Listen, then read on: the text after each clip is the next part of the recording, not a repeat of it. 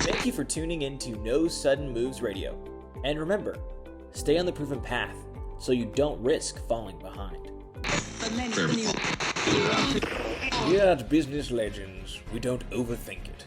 Look around and see what everyone else is doing. If it's working for them, it will work for you.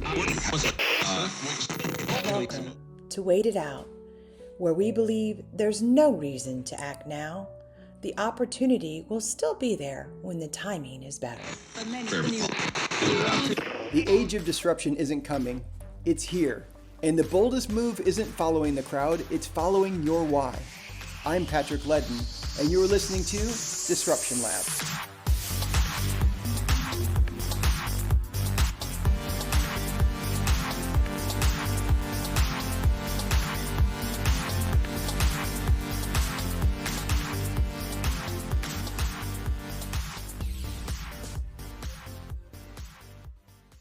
Welcome to the Disruption Lab, a place where we explore how disruption shows up not just in our work, but in our lives. Because the truth is, very few of the forces shaping who we become can neatly be contained in one lane. My guest today studies one of the most powerful forces, and often one of the most invisible forces in our modern life, the way other people's behavior changes us. And in her case, she's talking about the behavior of managers.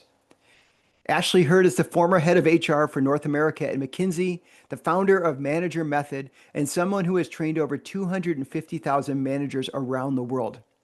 But what makes her work so relevant to all of us is you don't have to manage anyone to get this insight. The way people treat us during the day doesn't just stay at work.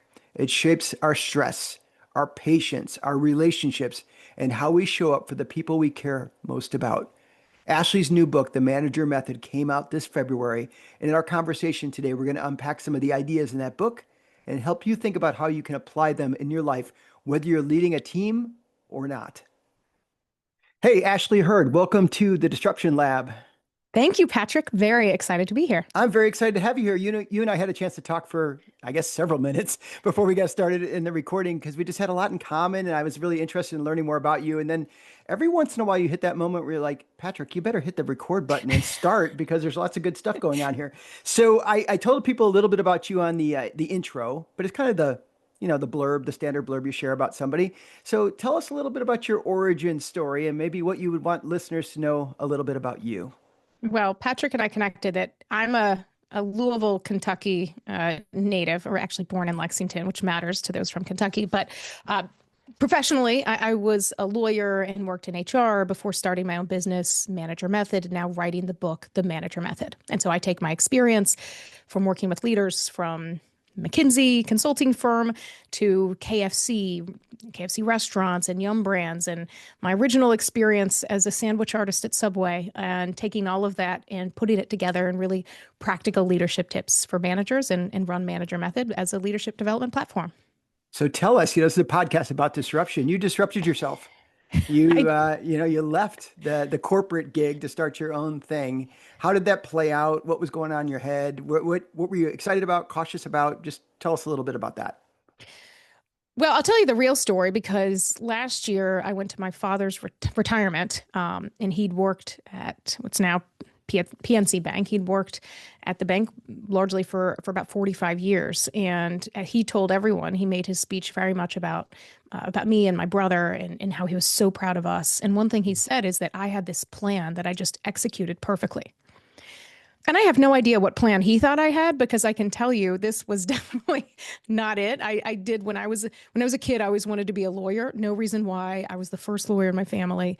I was really into playwriting. So I went to the Youth Performing Arts School to do playwriting. And so what I had was this idea of I should follow this career and just do the practical thing. So I actually spent 2 years doing B2B cold calling sales in DC, and then went to law school and kind of followed this corporate as I felt like the LinkedIn path should lead me.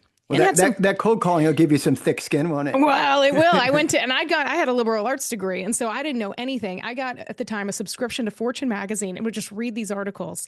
I also realized saying Sarbanes-Oxley would really help CFOs to at least not hang up on me within 3 seconds, maybe 4. But it did. It totally thickened my skin. And I will say it's a skill. I'm glad I don't do it now, but it really helped me. And, I'm no longer afraid to hit record on a video. When you've been told lots of words I will not say on your podcast to do that, it does help to realize, like, we're all just out here trying. And so, I really, what I had was this idea of wanting to help people in the way I did. And I know that people will hear, like, I was a general counsel. Most people would not find that to be very helpful. But what I found is sometimes I'd work on something like a huge, public double-sided M&A deal that was all over the news, feel like, wow, this is so cool. And 2 seconds later, someone would come into my office and say, well, someone's got to get kicked out of the corporate parking lot. Who's that going to be? You're the lawyer, make the decision. And so I realized a lot of what you're doing, no matter what your job is helping people get what they need and solve problems. And that can look very different. And so, and I realized at times also the best thing that people can do is bring those problems or questions to you. And so from my experience, and I grew up, did not have a lot. So I always have appreciated everything that I've had. I've been an incredibly hard worker. But as I rose up the corporate ladder, one thing that stuck to me, especially when I was at McKinsey, I started as a lawyer, and then I had become their head of North American HR, which to me was a role I couldn't believe that I was in. I don't have any Ivy League degrees, which seems like the very small minority at McKinsey. But what I kept realizing and couldn't shake is, these senior partners, like, and they're brilliant. Everyone is brilliant. And some of them are incredible leaders, but plenty, they could have a master class given to them by a restaurant manager at KFC, because I'd worked at Yum Brands and supported them. And so I just saw what I wanted to do is come up with a way to make manager training, leadership development more accessible across industry. And so, social media, things like TikTok that I never thought I'd be leveraging, those are tools that I kind of stumbled into and figured out how to use. And so I wouldn't say that I had a plan, but what I always tried to do was follow the things that I really enjoyed, felt like I was good at, and felt like people really needed. There's an exercise, a Japanese exercise called Ikigai, that is 4 questions. So one more question that I just asked that helps to formulate that. And before I knew that was really a thing, I was asking myself that. And so for me, that's what's helped me get to where I am. And, hopefully I'm still continue to go. Gosh, where you're at it's amazing. You just put the book out. I read that you trained 250,000 leaders and managers, or is that number right? That's a big number. Well, if you look at like LinkedIn Learning, so I'm now a LinkedIn Learning instructor, and that was literally from starting to post on TikTok. And so LinkedIn Learning had reached out, and I was delighted to have somebody else record it for once, not me on the other side of my camera. And so I've had the opportunity to do that. And it's cool it's very cool to look at those numbers. I also, I know, just like you do, I'm sure, all the work that goes into those numbers and those successes. But the thing that really makes an impact is when I get a message, often on LinkedIn, or sometimes someone goes to my website and submits a form. So I know they really mean it, because it takes, some effort to go to somebody else's site. But messages from people that will say, like, AI, or for something, I had no idea how to use ChatGPT to help to be a better manager, or I learned this specific skill. And so for me, it means so much to hear those real practical ways that you're helping people. And it means a lot when you run a business or you're doing your own thing and you're not, scheduled for a performance review every year, when those things were just happen. That's so true. And I think that's a great reminder to all of us, if nothing else, to disrupt our own routine. And if there's somebody who is doing some good stuff for you, let them know, because it helps. It gives that wind sometimes at your back. Even on the dark days, you can go back and look at those things and say, see, I'm not horrible. I'm good. I do some good stuff. Yeah. No. And social media is not the kindest. I've learned that how old people think I am, that I need Botox, all sorts of other things, that you can never trust anyone in HR, all of these things that I'm constantly trying to, dismay. But one thing that I think is helpful, if people are listening to this, and if you get a newsletter in your inbox, which a lot of people get some newsletters, is a lot of times if you reply to that newsletter, like sometimes, especially for the big ones, like they have a whole team, or you'll get some automated, like we can't take replies. But the vast majority of the time, the person writing that newsletter will at least see it if you just literally reply back. And I get those sometimes, and I get so delighted, because often people will say, like, oh, I don't know what team member's reading this. And I think, oh no, it's just me. I promise you. So, so I know that is a way. I think that's an easy way that, again, doesn't occur to people a lot, but can mean so much to people putting those out. So I agree with that. Let's talk about this. So your background varied in some ways, really deep in other ways, right? The law, the HR roles. Why managers? Why did you start to go really lean into that lane? What is it about the role of a manager that's really so critical in your mind? I have a lot of ways to put it, but one way that came about after I'd started my business, but there was research by UKG, by their Workforce Institute, and it had said that managers have more of a role in an employee's health than their doctor or their therapist, if he's a therapist. It's roughly on par with someone's spouse or partner, if you have one of those. And for me, that resonates so much for me because oftentimes I know managers are under the pressure to drive results. I know it, I've lived it. And often managers think about that, results first. We got to get those results, driving those. The more senior you get, you sometimes think about people as spreadsheets and their numbers. But it's also really important to pause and think about the impact you have on someone's life, like how they get work done today, their rest of their career, but also outside of it, the person that they are. When they get home, are they having dinner with their family? Or are the kids going to the top of the stairs because they sense a fight? Because, I'd say for better, for worse, definitely for worse, we tend to take things out on the people closest to us, the people we love. And so when you have stress at work, you may be holding back all the things that you want to say to your boss, but you go and say those by taking them out in other ways to your family, or you cancel plans with friends. And so that research I just love because it's just a reminder of how much as a manager you impact people's work and their life outside of it. And for me, I've seen this, having been a lawyer and an HR, those in HR will know no matter where you are, whether you're an HR team of one or you're on a huge, people team, whatever your organization calls it, it always feels super lean. And so I've actually felt really lucky to have relationships with employees, with team members, but more often it's managers that are coming to you. And maybe they're coming to you telling you that they're going to fire someone and they need the paperwork for it.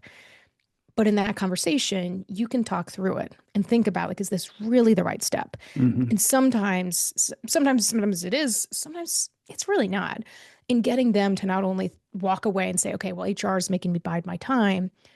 But what I loved was talking to people about the perspective of that team member and what's happened to date and different approaches they can have, and really seeing relationships between managers and team members and performance really recover. And so I can't be everything to everybody. And I do have resources for employees, but a lot of times it's that manager, whether it's a first line manager, middle manager, or even senior executive, that just have such an impact on the work that gets done and the lives of the people that do it. That's so true. One thing I was really attracted to as we were talking about your work was this piece you were just talking about how you bring it home with you. And that, sometimes we think, oh, my stress is coming from too much work, but sometimes it might be too much of that person or whatever it might be. And as a leader, to think about, what are people saying about you around the dinner table? Because as much as you might talk about your employees in the boardroom, they're talking about you in the dining room type of thing. They are. It's very real, and it's such a great visual, and it's important. And I like to say it's not just negative. It really isn't, because sometimes people think, okay, well, gosh, what are they saying about me? And sometimes that's right. And there is some sense of it that's important to remember as a boss. It's important for your team. Sometimes they'll commiserate, but really, the way they're talking about you can also be for positive. I mean, Sure. You are a very real character in the lives of your team members, but also their family and friends. I mean, I have friends where I feel like I could write the Netflix series about what happens in their work because I seem to know so many details. But it's also when they've had a challenge, I've been the one to say to them, yeah, but your boss seems reasonable. What if you said it, say it this way, or come to them with this idea, but I'm recommending that someone go to their boss. Where I've also had other friends or family members on the flip side where something goes wrong, and I have to agree that the best thing to happen is for their manager never to know that this person made a mistake, because that's not going to end, that I know that's not going to end well by everything that I've known or heard or sensed to date. And so just knowing it is a responsibility, and it can really feel like one. When you're a manager, you've got your own boss or bosses all the way up the chain, wherever that is. And you also have a team and you're trying to be in the middle, but just knowing to flip that, and rather than just be a responsibility, it is such a privilege, because you can be that manager that has the tough conversation that 5 managers before that should have had, but didn't. or the person that is there for them in the tough moments. And so then that person wants to stay with you, grow with the organization, and those ripple effects just continue in their whole career. It's interesting you were saying that because you're right. It's easy to go to the negative, right? I remember this boss who did this or this leader who did that, the manager, and wonder what they said about that person around the dinner table, whatever. But it's the other way too. I mean, I was reminiscing a bit this morning about somebody that he has since passed, but he was somebody I worked with for many years. He was a leader, and he's still, when I see a particular item that I know he liked, it just brings me right back to him in that moment. And it's that memory that the impact of leadership, positive leadership, let's focus on that, it casts a long shadow. And It casts such a long shadow. Decades. Totally. It's Yeah. and it is one in the book towards the beginning of the book. So, those that read it, you won't have to go long into seeing. I talk about this in reflection exercises, and I talk about a real example in a boss for me that made a massive impact as I was interviewing and eventually took the role. But one story you won't see in the book is this boss. So we had a really close relationship, our team. It was 3 lawyers and our assistant. And this was a publicly traded company, 7,000 employees. I worked 8 to 5. It was amazing the work that we got done. But what I think about and laugh about a lot is that boss at one time was talking about, for some reason, I was talking about what I was going to wear. Because I think normally you just showed up at work. But I had to go to like an outside hearing type thing. And I was trying to think about what to wear. And he's like, yeah, those Mary Janes that you wear. And I said, Mary Janes? I was like, I haven't worn Mary Jane since I was like 16 years old. And he's like, what do we, hold on. And so we like looked up Mary Janes on the things. To this day, if I'm at a store and see a pair of Mary Janes, I will take a picture and send it to the group chat that I still have with people I worked at over a decade ago, like laughing about this. And it just, even talking about it now, you can probably hear it. It brings me such joy. And it's just those funny moments. And I've been in workplaces where we have those because you feel like you can joke around. And again, we literally won an award as a team for getting work done. But I had such joy. I've also worked in places that, you're really not going to share personal details or jokes or laughs of yourself. And I know the version of myself that did the work and also the way I look back on those in my life and the difference it has. Yeah, I was working with some people the other day, and they're people, friends that I consider my friends or colleagues, but I've worked with them a long time. And I was walking back into the meeting room, and I guess I was distracted about something I was thinking about, and walked headlong into the glass door. I mean, like a massive thud to where one person said she thought a gun went off. She like almost dropped to the floor, and it was so cool because it's embarrassing, of course, but it's also like, they made a joke out of it or whatever, but they were concerned about me. We laughed.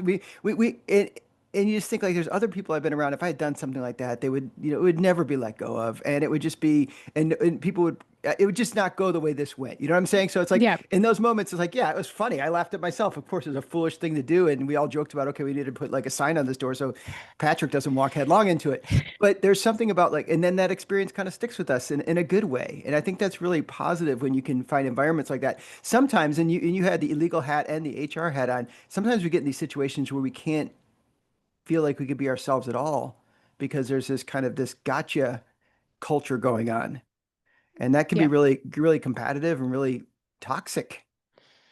It can. And I think it's really important for managers to think about that and think, especially with things like now there's all these tools, recognition tools. Oh, you can recognize team members. Oh, you can share ideas.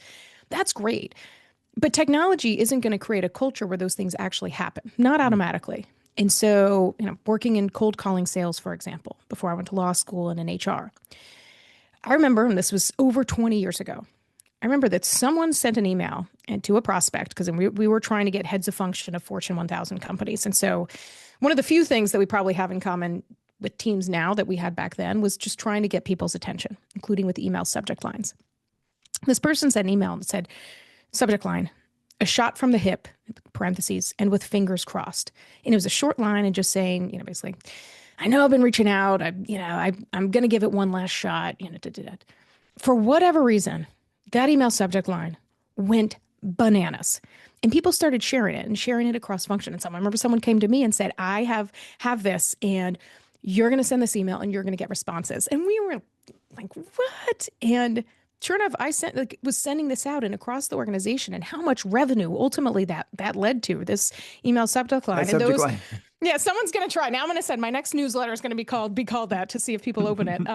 But it led to such, ripple effects, but also there's a choice that someone makes, especially in a department like sales, where often you're stack ranked, you're almost incentivized not to share ideas with people. But someone chose to do that, and we all ended up, benefiting it from it in different ways. And so as a manager thinking about, okay, if I had every tool that people could give recognition, could do these things, would they?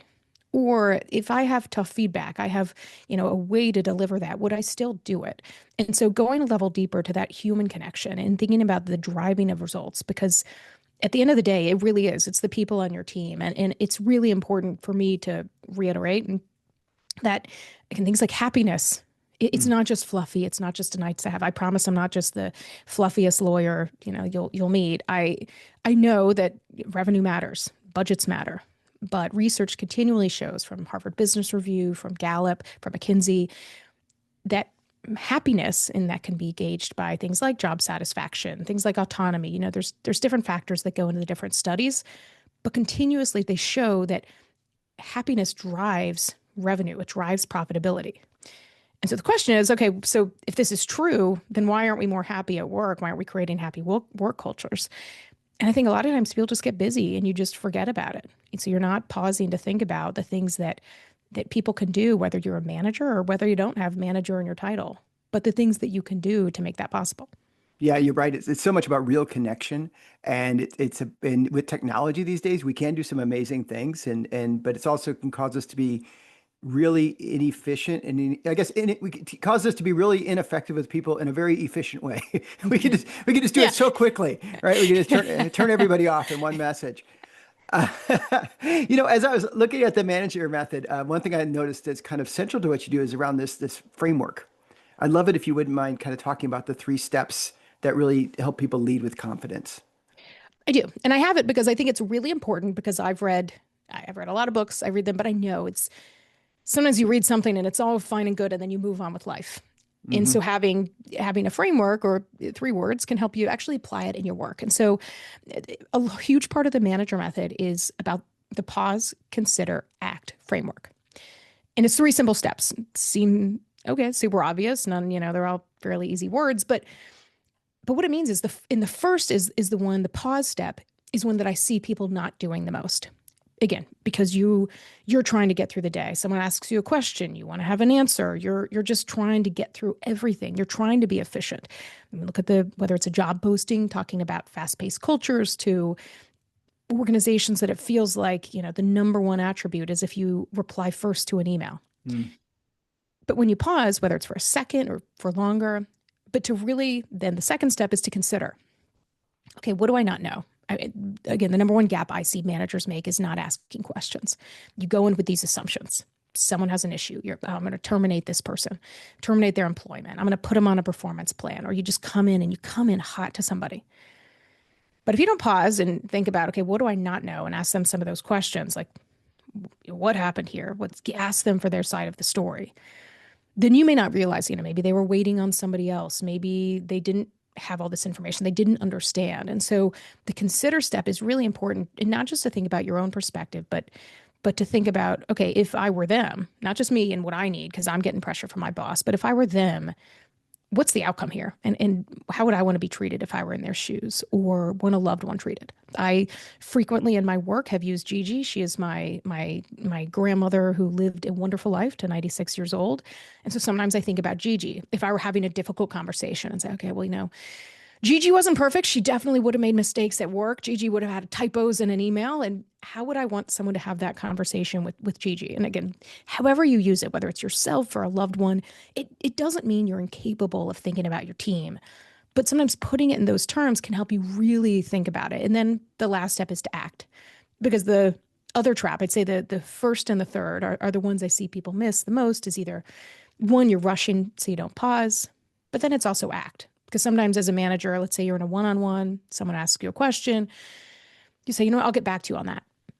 Well, days, weeks, months later, the person on the other end hasn't forgotten about it. You may have, which is often what I see happen the most, is you literally just forget about it. It's not that you don't want to, or maybe you have a disappointing answer and you never circle back, to use corporate speak, or you don't do anything about it. And so sometimes it's choosing to have the conversation or do something. And so it's those three steps. And in the book, I talk about how to apply that in any situation as a people leader, no matter your industry. Boy, and you can really peel that thing. You can use those three steps everywhere, can't you? I mean, obviously, in the context of what you're writing about and talking about is really useful to managers, but whether it's as a parent or as a friend or as a team member, the ability to not just react, but to pause. And I don't know about you, but I've had moments where I didn't pause, and boy, was I wrong, and not just walking into glass doors, folks, but, just raising our kids. There were times where I got something, I got half the information and I made the exact wrong choice at that moment. And then you have to circle back around and say, sorry, kids, I missed it on that one, and I'll try to do better next time. But boy, that pause can really keep yourself from causing yourself all sorts of trouble. And then that other piece there around, considering, thinking about priorities and people. And as you talk about with Gigi, it's like my wife is a grandma, as I'm a grandpa, but my wife's a grandma and she goes by Gigi. So that's kind of funny that I heard you say that. But yeah, bring some humanity into this thing, Yeah. right? Remember, they're real human beings, and how would you want to be treated? And then that last part about acting is so critical too, because you're right. Sometimes we get lost in our head and don't do anything. We make commitments with the best of intentions. We don't write it down. We don't follow through. And that slowly erodes trust and confidence in us, whether it is at home or at work. Yeah, I agree. And it's, as I've spoken to it, obviously the book's just come out, but as I've spoken about this in talks, I've had people come up and say that same thing, that say, I know this presentation was about work, but I've just thought about this with my kids. And I try to bring this in. My kids are 11 and 14, and I try to bring this into it. I'm constantly working at it and trying to think of their perspective. And sometimes it's not major. Like I have in the book, I talk about things like performance. If someone on your team tells you they're expecting a baby, and your first thought is they just started. Why didn't they tell me when they interviewed? Or what are we going to do? How are we going to cover this work? Those very natural inclinations. Some of that's big topics. But one of the things that I've spoken about is one simple thing that someone did for me that I now try to replicate for others is like time zones. Like if you're working with people in different time zones, and I'm not talking about people that have, are sending an email to 7 different time zones, but when you're communicating with people, oftentimes you'll send something from your own time zone. And if you don't know where the person is, of course, that's natural, but often you do. But what I saw is someone would write to me and they would say, how about blah, blah, blah, Atlanta time? And they weren't even located in the Eastern time zone. And that just stuck out to me because that's simple choice. And they're putting it in my time zone. They're showing me, they're thinking about me. And so it's a simple step. And so it's one example I do talk about in the book of a little seemingly small thing you can do. And again, I do have the caveat that if you have team members in like Dubai, or I spent time in Sydney, Australia, and between the US and Sydney, there would be 4 different time differences during the year. And again, like the best thing is that people would reach out to me and apologize so much for bothering me. And that's just this time. It's fine. It would be about 10:15 in the morning. My time, it would be fine. But again, sometimes it's just showing, it's just showing those levels of effort. And while it seems so small in the moment, if I'm going to ask you, like I'll ask you, Patrick, I know you mentioned, thinking about someone that you'd worked with who's no longer with us, and small things. Anybody else, if like something that they did at work, if I were going to say like who's someone you worked with and something that they did that really means something to you, what would you think about that they did?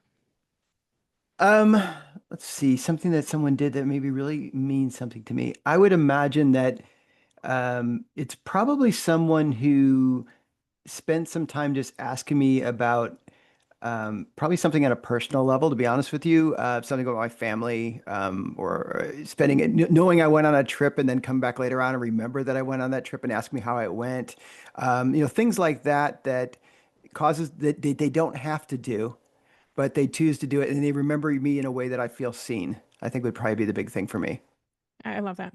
And it's true. And it's right. It's simple. It doesn't take any budget. Doesn't really take much time, but it is this idea of feeling like you matter. And that's just one thing to walk away. One thing I like to say is if someone's listening to this now, in addition to replying to the next newsletter you get, but to think about, if you're listening to this and you hear the question of like, who's someone, maybe it's someone you work with now, maybe it's someone you worked with long ago, but to think about someone that did something that you really appreciated.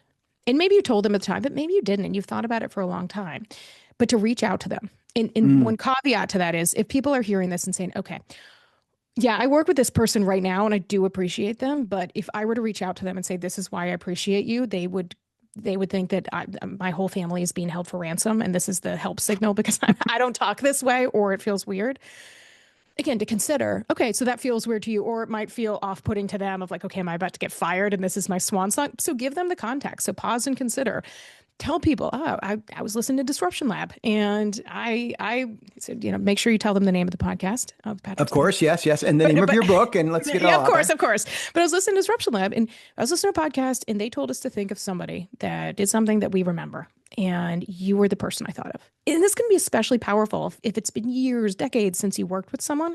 But giving someone that context, again, can make it easier for you to send it, can make them understand why you're sending it. And it doesn't cheapen the message at all. Quite the opposite. Because they're thinking, well, you've worked with all of these people, and I'm the one you thought of. And again, just a challenge or an encouragement I have to people, because any discomfort you feel in that, or any time it takes, just a few seconds, you are likely going to make that person's day and far beyond with your words. Yeah, that's so true. You asked me kind of in the general, and I answered it. And as I think about it, there's a specific instance where that happened not that long ago, and I'm going to take your recommendation on that because my wife and I went on a trip not that long ago, and I hadn't seen the person for about 6 months, and he asked me specifically about how that trip went.